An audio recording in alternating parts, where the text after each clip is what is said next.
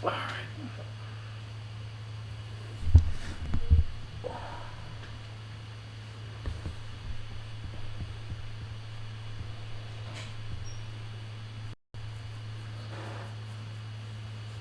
Alright, so I totally forgot how bad the batteries are on these XH1s. So, forgive me. Forgot. I'm new. Let me get the lens again. The 56. So, here it is again. Okay. Is this the one? No, sorry, wrong one. That's a 16. Ha, tricked you.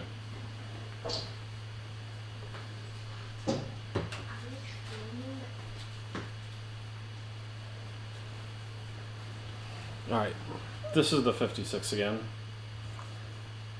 1.2. So, let me tell you a story.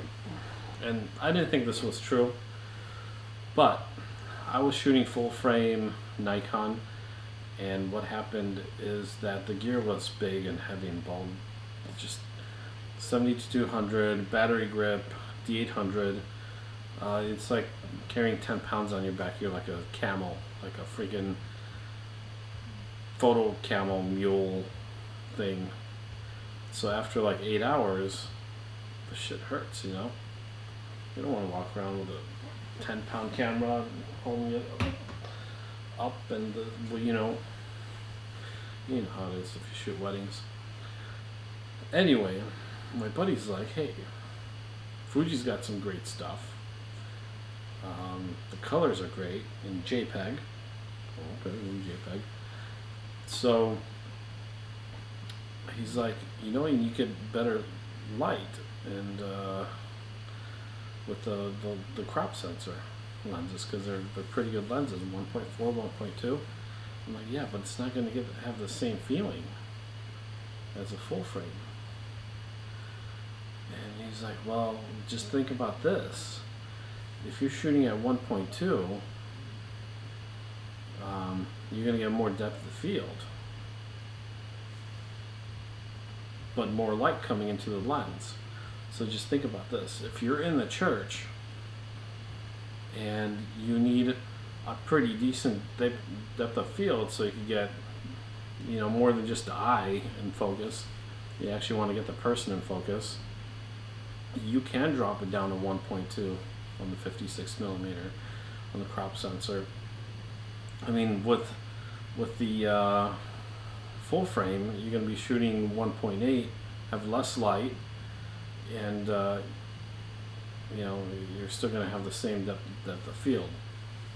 So I ended up getting the Fuji system, and yeah, it's true. You could leave it at the low f-stops, 1.4, 1.2, and shoot all day, and still have enough for group shots or whatnot in depth of field.